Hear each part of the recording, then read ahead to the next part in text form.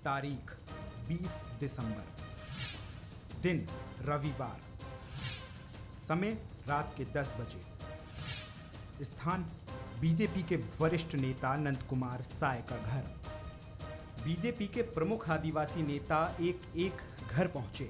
मुद्दा था आदिवासी नेतृत्व को आगे बढ़ाना। 14 बिंदुओं के एजेंडे वाली इस बैठक में आदिवासी मुख्यमंत्री बनना भी एक मुद्दा था और यहीं से बीजेपी की अंदरूनी राजनीति में खलबली मचना शुरू हो गई।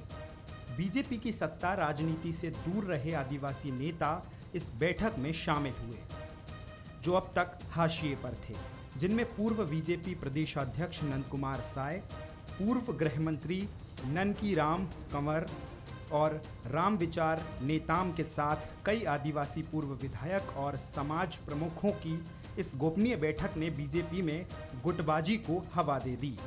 इस बैठक में साल 2023 में बीजेपी की सरकार बनाने की चिंता के साथ ही आदिवासी मुख्यमंत्री बनने के एजेंडे पर चर्चा होने की खबर है। भारतीय जनता पार्टी की पिछले चुनाव में जो स्थिति बनी है उस पर चिंतित होना स्वाभाविक है। ये जनजातीय आदिवासी बहुल राज्य है, इसलिए कौन कौन से विषय थे जिसके कारण हम इतने पीछे हुए हैं। क्या इसमें लीडरशिप का भी एक विषय हो सकता है? समाज नीचे क्या स्थिति में है, उसका चिंतन क्या है, और आने वाले चुनाव में बीजेपी मजबूत हो, उसकी ताकत फिर बढ़े और अगला जो चुनाव है उसमें बीजेपी सत्तारूढ़ हो। ये सोच स्वाभाविक था जो हमारे नेता लोग आए थे, तो इस पर भी विचार हुआ है कि इसके कौन कौन से कारण थे जिससे हम इतने पीछे हो गए थे। बीजेपी के अंदर चल रही आदिवासी नेतृत्व को लेकर हलचल से कांग्रेस की बांछें खिल गई है। अब तक गुटबाजी का दंश झेल रही कांग्रेस इस गोपनीय बैठक को लेकर निशाना साधने से नहीं चूकी। कांग्रेस का कहना है कि बीजेपी में लगातार आदिवासी नेताओं का शोषण और उनकी अनदेखी की जा रही है। 15 साल सिर्फ वोट लेके राजनीति करते रही है, आदिवासियों का वोट लेके राजनीति करते रही है। इसलिए 29 जो आदिवासी सीट है उसमें 27 हम कांग्रेस के पार्टी के विधायक जीते हैं और 3 सामान्य सीट से जीते हैं। तो कहीं ना कहीं भारतीय जनता पार्टी का पूरा सफाया हुआ है। इसलिए भारतीय जनता पार्टी में अंदर खाने में ये बातें उठ रही है। हालांकि राज्य बनने के बाद ज्यादातर समय बीजेपी आदिवासी अध्यक्ष के नेतृत्व में ही चुनाव लड़ती रही है, लेकिन कभी मुख्यमंत्री बनने का मौका किसी आदिवासी को नहीं मिला। यही वजह है कि अब बढ़ते दबाव की राजनीति पर बीजेपी नेताओं ने चुप्पी साध ली है। कोई चर्चा में क्या निकल के आता, क्या बात होती है, अभी जानकारी में नहीं है। नहीं, कोई विषय चर्चा में कोई चाहता है तो अपने अब वो चर्चा का विषय क्या है, केंद्र बिंदु क्या है, ये भी मेरी जानकारी में नहीं है। पूरी जानकारी होगी तो मैं बात करूँ। ये विषय तो आज समाचार पत्रों से पढ़ा हूं, मैं आपके द्वारा भी पूछा गया। मैं पहले यदि सिर्फ मेरे दल के शामिल थे कि कांग्रेस के लोग हैं, किस बैनर तले, किस झंडे तले, किस तरह की चर्चा हुई, ये पता कर लूंगा तभी मैं अधिकृत बात बोलूंगा उसमें। रमन सिंह के मुख्यमंत्री काल में भी गाहे बिगाहे आदिवासी नेता पार्टी में तूफान खड़ा करने की कोशिश करते रहे हैं, लेकिन उन्हें सफलता नहीं मिली थी। 2018 के चुनाव में आदिवासियों ने पूरी तरह से बीजेपी से मुंह मोड़ लिया, जिसका नतीजा ये हुआ कि सरगुजा और बस्तर से पार्टी का सफाया हो गया था। हालांकि प्रदेशाध्यक्ष के तौर पर आदिवासी चेहरा विष्णु देवा साय हैं, लेकिन अब मुख्यमंत्री पद को लेकर आदिवासी धड़ा एक बार फिर एकजुट होकर पार्टी पर अपना दबाव बनाना चाहता है। आगे वो कितने कामयाब होते हैं देखना दिलचस्प होगा। मोहन तिवारी, बंसल न्यूज, रायपुर। नमस्कार, मैं हूं धनवेंद्र जायसवाल। छत्तीसगढ़ में भारतीय जनता पार्टी के आदिवासी नेता फिर से एकजुट होने लगे हैं। जब छत्तीसगढ़ राज्य का गठन हुआ था तब भारतीय जनता पार्टी के केंद्रीय नेतृत्व ने यह कहा था कि प्रदेश में आदिवासी नेतृत्व देंगे। इसको लेकर के ये उम्मीद बंधी थी कि जब राज्य में पहली बार भारतीय जनता पार्टी की सरकार बनेगी तो कोई आदिवासी मुख्यमंत्री होगा। लेकिन जब सरकार का गठन हुआ तो तमाम आदिवासी नेता दरकिनार कर दिए गए और डॉक्टर रमन सिंह मुख्यमंत्री के तौर पर चुने गए। इसके बाद आदिवासी नेतृत्व को लेकर भारतीय जनता पार्टी के अंदर लगातार सुगबुगाहट चलती रही। आदिवासी विधायकों की बैठक अपने घर में बुलाने की वजह से रामविचार नेताम को गृह मंत्री का पद छोड़ना पड़ा था। उनके पास गृह जैसा महत्वपूर्ण विभाग था, उन्होंने आदिवासी विधायकों की बैठक बुलाई, उसके बाद उनका विभाग बदल दिया गया। ननकीराम कंवर जैसे वरिष्ठ नेता जो मध्य प्रदेश में 80 के दशक में, 90 के दशक में कैबिनेट मंत्री रहे हैं। उन्होंने मुख्यमंत्री पद की दावेदारी की थी। उन्हें कहा गया था कि उन्हें उप मुख्यमंत्री बनाया गया था, लेकिन बाद में वो भी उप मुख्यमंत्री नहीं बन पाए। ये 30 आदिवासी समाज को के अंदर है। आदिवासी समाज इस पीड़ा से उबर नहीं पाया है कि उनको भारतीय जनता पार्टी के नेतृत्व ने ये कहा था कि हम राज्य में आदिवासी नेतृत्व देंगे, लेकिन कभी मिला नहीं। ये अलग बात है कि भारतीय जनता पार्टी में प्रदेश अध्यक्ष लगातार आदिवासी वर्ग से ही रहे और तमाम नेताओं ने संगठन का नेतृत्व किया है, जिनमें विष्णुदेव साय, शिव प्रताप सिंह, विक्रम उसेंडी और फिर से अब विष्णुदेव साय। तो ऐसे तमाम नेता हैं जिन लोगों ने, नंद कुमार साय भी पहले प्रदेश अध्यक्ष रहे हैं आदिवासी समाज के। ऐसे तमाम लोग हैं इस प्रदेश में जिन्होंने आदिवासी नेतृत्व यहाँ दिया है। लेकिन अब फिर से भारतीय जनता पार्टी के नेता एकजुट होने लगे हैं।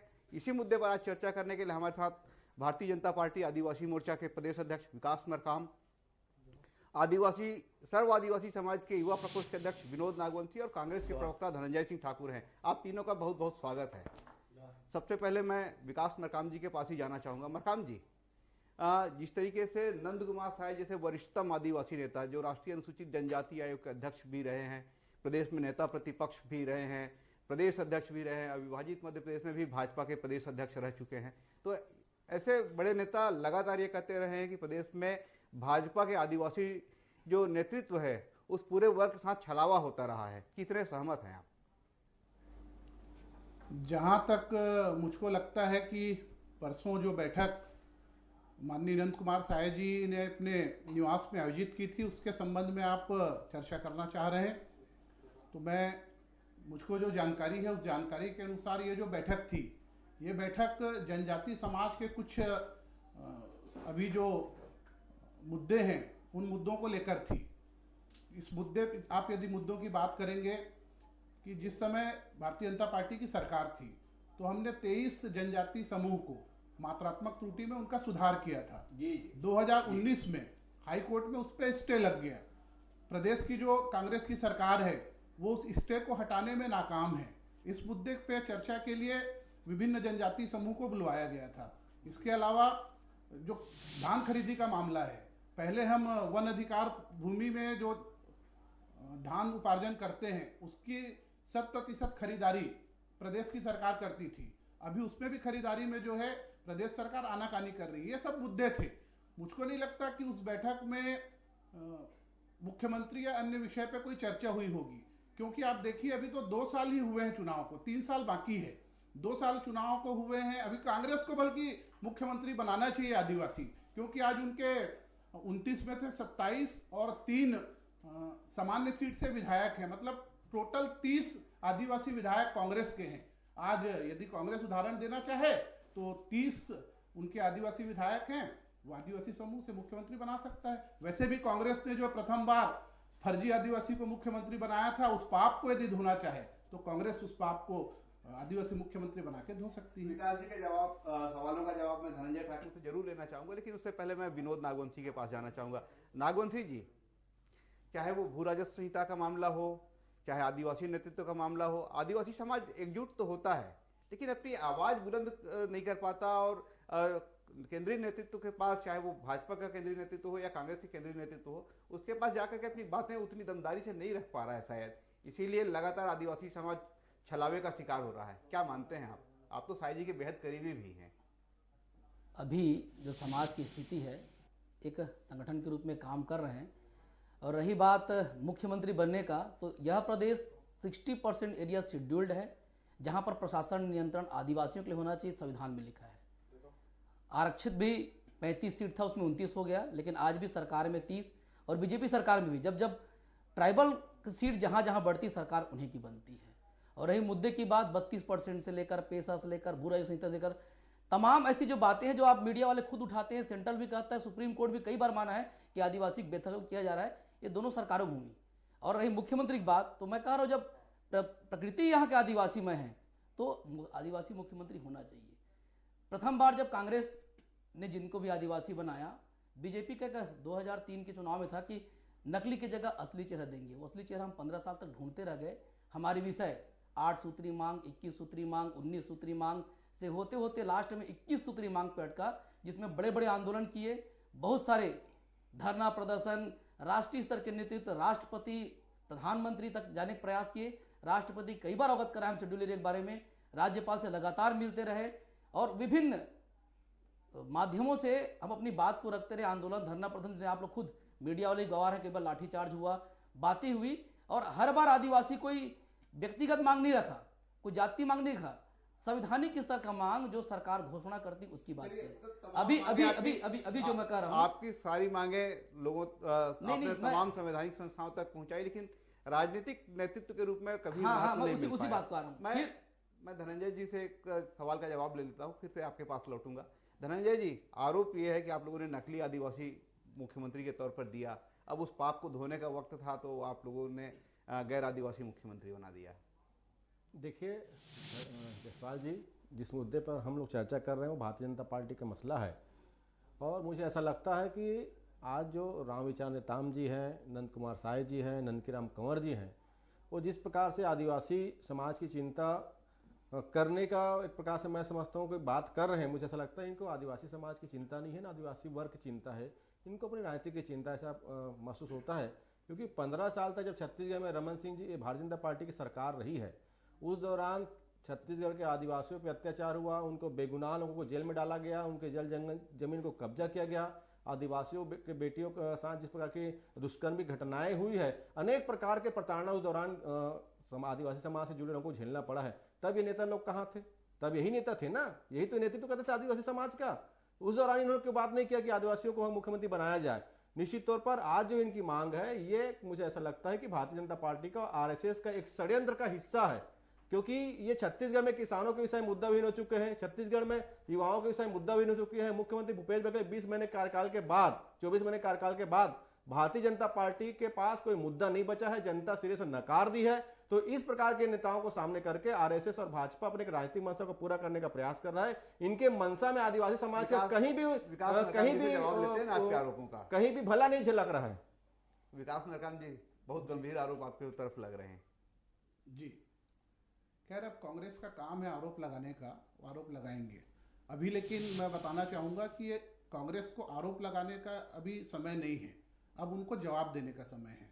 विगत दिनों से आपने देखा होगा, चाहे कोंडागांव में हमारे नाबालिग बहन के साथ दुष्कर्म की घटना हो या बलरामपुर के दुष्कर्म की घटना हो, और अभी अभी जो कवर्धा में जो दुष्कर्म हुआ, कवर्धा में तो आप आकलन नहीं कर सकते कि क्या हुआ। कवर्धा में पुलिस विभाग के अधिकारी प्रेस कॉन्फ्रेंस लेके कहते हैं कि बालिका के साथ दुष्कर्म नहीं हुआ। मेडिकल रिपोर्ट आता है, मेडिकल रिपोर्ट में सामूहिक दुष्कर्म क्या चीज जो है वो साबित होती है। उसके बाद फिर पुलिस विभाग जो है एफआईआर में सुधार करता है। मतलब आप सोच सकते हैं कि कांग्रेस कैसी आपके सामने भी तो मीना खलको और मामले आए हैं, उस दुष्कर्म के मामले में कोई आदिवासी नेता बोलने के लिए तैयार नहीं है कांग्रेस के। जबकि मैंने आपको बताया कि 30 आदिवासी विधायक हैं, 30, कोई संख्या कम नहीं होती, लेकिन कोई भी इस मुद्दे को बात करने के लिए तैयार नहीं है। दूसरा, कांग्रेस की सरकार जब बनी थी तो उन्होंने वादा किया था कि हम आदिवासी सरकार देंगे, हम जो है 100% वनाधिकार पट्टा देंगे। जितने वनाधिकार पट्टे जो अस्वीकृत हुए थे, जो लगभग 6 लाख अस्वीकृत पट्टे छत्तीसगढ़ में हैं, लगभग 4 लाख पट्टे भारतीय जनता पार्टी की सरकार में रमन सिंह के नेतृत्व में हमने बांटा था। आज जो है हम देश में जो सर्वाधिक वनाधिकार पट्टे बांटने वाला प्रदेश है, उसका कारण भारतीय जनता पार्टी की सरकार है। ये लोग क्या किए, अभी इनका जो 2 साल का कार्यकाल है, 2 साल के कार्यकाल में इनने कितना पट्टा बांटा, आंकड़े बताएं, तब तो हम मानेंगे कि हाँ ये जो है जनजाति समूह के और हमारे आदिवासियों के। निश्चित तौर पर जो आरोप आप लगा रहे हैं उनमें से कुछ आरोपों के बारे में तो ये कहा जा सकता है कि ये राजनीतिक आरोप है, लेकिन फिर भी धनंजय ठाकुर जवाब देने के लिए मौजूद हैं।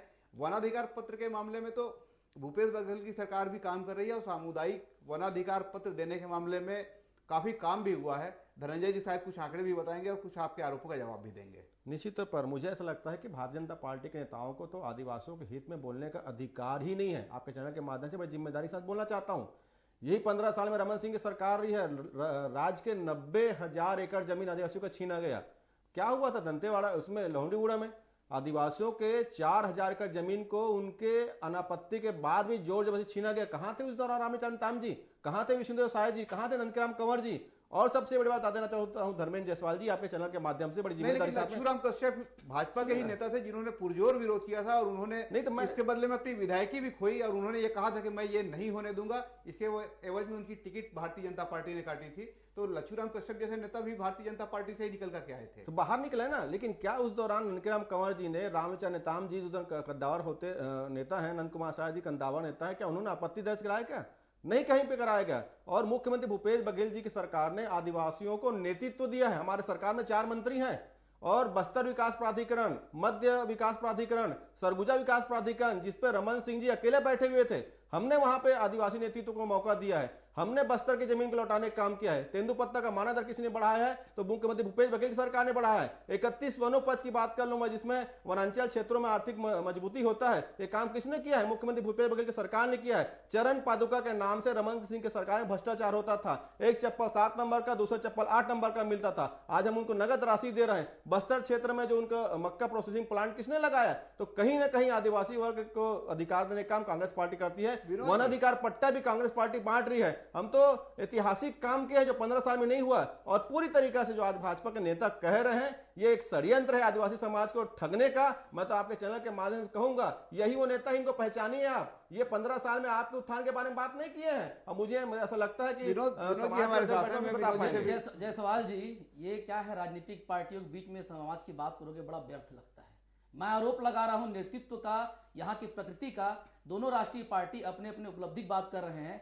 चुनाव के समय 21 सूत्री मांग में कांग्रेस के वरिष्ठ नेता समाज के साथ बैठ के सभी मांग पूर्ण करने का वादा किए थे, एक भी वादा पूरा नहीं हुआ और 56 विषय हो चुका महापंचायत में। और आज इनके नेता मंत्री बचते हैं समाज से बात करने के लिए। हम क्या बात करें? मैं इसलिए कह रहा हूं, एक बड़ी गंभीर आरोप, ट्राइबल एडवाइजरी कमेटी प्रशासन नियंत्रण तय करता है। जब तक उसका अध्यक्ष ट्राइबल नहीं होगा, परंपरागत निर्णय नहीं होगा। हम बीजेपी सरकार में विरोध किए, जमकर विरोध किए, कांग्रेस में बात उड़ते उड़ते दबा दी जा रही है।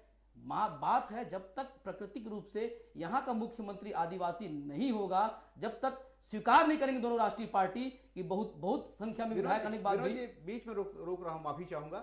जब भू राजस्व संहिता का आंदोलन आदिवासी समाज लड़ रहा था, तब कांग्रेस के तमाम विधायक, चाहे वो संतराम नेताम हो, मोहन मरकाम हो, लखेश्वर बघेल हो, ये सारे लोग आपके साथ बैठकों में साथ हुआ करते थे। यूनिवर्सिटी के हॉस्टल में जब आप मीटिंग करते थे, ये सारे आपके साथ हुआ करते थे, कंधे से कंधा मिलाकर लड़ने की बात किया करते थे। आज वो नेताओं का कितना समर्थन आदिवासी आज राजाराव पठार में बड़ी बैठक होती, महापंचायत होती है, जहां हम उम्मीद करते सब आके बैठे।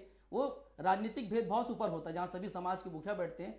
लेकिन आज हमारी कोई बैठक में विधायकों की उपस्थिति दिखता नहीं है, नहीं हमारी बातों को ऊपर तक पहुंचाया जैसा लगता नहीं है। हम तो पुरजोर मांग रहेगा कि आदिवासी मुख्यमंत्री कोई भी सरकार आए, जब तक नहीं बनेगा, नैतिक रूप से, भावनात्मक रूप से आदिवासियों की हित बात नहीं होगी। आंकड़ों की बात करें तो 10,000 से ज्यादा लोग जेल में आज भी बंद थे और हैं। विस्थापित आज भी हो रहे हैं। दुर्गम क्षेत्रों में सड़क से लेकर हॉस्पिटल से लेकर शिक्षा की बहुत दुर्दशा है। 1 लाख पद भरा नहीं गया है। 56 सूत्री मांग कभी अवसर मिले बताएंगे, जो जिन्यून संवैधानिक है, बस कहीं पर इसका चर्चा ही नहीं होता। अपने अपने आंकड़े जरूर गिनाते हैं। और रही बात मंत्रियों का, बीजेपी काल में कहूं चाहे कांग्रेस काल में कहूं, मंत्री बनते जरूर हैं, लेकिन समाज का हित क्यों नहीं कर पाते, या ऊपर से कोई आदेश होता है, ये संशय में समाज आज भी बैठा है, चिंतित बैठा है और कुंठित भी बैठा है। विकास जी, आप कह रहे हैं कि जो बैठक हुई थी नंद कुमार साई जी के निवास पर, वो आदिवासी समाज के मुद्दों को लेकर के बैठक हुई थी। जी, आदिवासी समाज के मुद्दों को लेकर के सर्व आदिवासी समाज पिछले 7-8 सालों से लंबी लड़ाई लड़ रहा है। अपने मुद्दों को लेकर के तमाम आंदोलन करता है, बैठकें करता है, ज्ञापन देता है, राज्यपाल के पास जाता है, राष्ट्रपति को ज्ञापन भेजता है। आपकी पार्टी सरकार में थी, इन मुद्दों का समाधान नहीं हुआ। आज कांग्रेस सत्ता में है, अभी ये मुद्दे जस के तस बने हुए हैं। इन मुद्दों का समाधान कराने के लिए यदि आपके नेता एकजुट हो रहे हैं, तो आगे क्या पहल होने वाली है? आपके विधायक उसमें शामिल क्यों नहीं होते? कांग्रेस के विधायकों को आप उसमें बुलाते क्यों नहीं है? अब माननीय नंद कुमार साय जी के निवास में जो बैठक हुई, उसमें उनने किनको किनको आमंत्रित किया, कौन कौन उस बैठक में गए, इसकी जानकारी मुझको नहीं है। निश्चित रूप से मैं माननीय नंद कुमार साय जी से बात करके फिर उस पर क्या भारतीय जनता पार्टी अनुसूचित जनजाति मोर्चा की ओर से क्या पहल की जा सकती है, वो पहल हम करेंगे। और मुझको लगता है कि उन्होंने जो 23 जनजातियों के मात्रात्मक त्रुटि वाली जो बात कही है, इसमें कांग्रेस सरकार पूरी तरह विफल हो रही है। क्योंकि देखिए, आप उसमें सुप्रीम कोर्ट का भी एक निर्णय आया हुआ है। सुप्रीम कोर्ट ने यह कहा है कि राष्ट्रपति ने जो आदेश जारी किया है, उस आदेश का अक्षरशः पालन किया जाना चाहिए। और प्रदेश की जो सरकार ने 2018 में जो नोटिफिकेशन जारी किया था वो राष्ट्रपति के आदेश के अनुसार ही नोटिफिकेशन था। अंग्रेजी शब्दों का जैसे एक GADA BA गदबा, हमारी जनजाति होती है गदबा, लेकिन ट्रांसलेशन के समय, अनुवाद के समय हमारे अधिकारियों ने उसको गड़ाबा ये कर दिया था, उसी को हमने सुधारा, गदबा किया। लेकिन कांग्रेस सरकार जो है, हमने जो अधिकार 23 जनजाति समूह को दिया था उसको सुरक्षित रख पाने में कामयाब नहीं रही, नाकामयाब रही। और मैं अपने इस आपके चैनल के माध्यम से उनसे कहना चाहूँगा कि जो स्टे लगा हुआ है उस स्टे को वैकेंट कराएं और शासन अपना पक्ष मजबूती के साथ रखे। जहां तक मुझको जानकारी है कि पिछले 6 महीने से शासन अपना पक्ष उस विषय पे ठीक से रख नहीं पा रहा है, उसके कारण वो स्टे वैकेंट नहीं हो पा रहा है। धनंजय जी, एक सवाल मेरा दूसरा है, जैसा कि अभी विनोद जी ने कहा कि जब तक आदिवासी समाज का मुख्यमंत्री नहीं होगा तब तक आदिवासियों का भला नहीं होगा। कितना सहमत हैं आप इससे कि आदिवासियों की समस्याओं का समाधान नहीं हो पा रहा है, उनकी समस्याएं ठीक से एड्रेस नहीं की जा रही है, उसको ठीक से सुना नहीं जा रहा है, उसके लिए समाधान तलाशे नहीं जा रहे हैं, कितना सहमत है और इसका क्या आप समाधान देखते हैं? देखिए, विनोद नागवंशी जी का जो आरोप है पूर्ववर्ती रमन सिंह की सरकार के दौरान उस पर लगाया गया आरोप ऐसा मुझे सूचता है, क्योंकि माननीय मुख्यमंत्री भूपेश बघेल जी की सरकार में आदिवासी वर्ग की बात सुनी जा रही है, उनका अधिकार दिया जा रहा है, उनके हित के लिए सरकार काम कर रही। प्रदेश कांग्रेस अध्यक्ष माननीय मोहन मरकाम जी और हमारे आदिवासी जो विधायक हैं वो निरंतर समाज के हित में काम कर रहे हैं। शिक्षा से लेकर स्वास्थ्य तक, रोजगार की बात कर लूँ मैं, उनके जो 5वीं अनुसूची का जो उनको लाभ उनको मिलना चाहिए, अधिकार मिला, उनके संरक्षण की बात कर लूँ मैं, उनके सारे अधिकार देने के लिए सरकार काम है और हम लगातार करते रहेंगे, क्योंकि कांग्रेस एक ऐसी सरकार है जो आदिवासियों को भला चाहती है। हमने वन अधिकार पट्टा दिया ना, हमने तो बहुत सारे उनको अधिकार देने जा रहे हैं, उनके जो अधिकार कानूनी अधिकार है, क्योंकि पूर्व में इस सारी चीजों का हनन किया गया था। तो निश्चित तौर पर कांग्रेस की सरकार हमेशा आदिवासियों के साथ खड़ी हुई है और हमेशा उनके संरक्षण के लिए काम करती है, उनके अधिकारों को देती है। बहरहाल इस चर्चा में वक्त इतना ही था। आप तीनों हमारे साथ जुड़े इसके लिए आपका बहुत बहुत धन्यवाद। तो आदिवासी समाज के मुद्दे अपनी जगह हैं, राजनीति अपनी जगह है, आदिवासी नेतृत्व का मसला अपनी जगह है। इस बीच में कांग्रेस की सरकार के वरिष्ठ मंत्री TS सिंहदेव पेशा कानून को लेकर इन दिनों रायशुमारी करने के लिए अलग अलग जिलों में जा रहे हैं। आदिवासी वर्ग की समस्याओं को समझने की कोशिश हो रही है, लेकिन जिस तरीके से आदिवासी समाज का आरोप है, आदिवासी समाज ये कहता है कि आदिवासियों की समस्याओं का कोई समाधान नहीं हो रहा, उसको कोई ठीक से सुनने वाला नहीं है, कोई ठीक से समझने वाला नहीं है। सुप्रीम कोर्ट के फैसले हैं, राष्ट्रपति के आदेश हैं, राज्यपाल के निर्देश हैं, उसके बाद भी उन समस्याओं का समाधान नहीं हो रहा है। इस बीच में प्रदेश में एक बार फिर से आदिवासी चेहरे को लेकर लामबंदी शुरू हुई है। कोशिश ये हो रही है कि इस प्रदेश को फिर से एक बार आदिवासी नेतृत्व मिले।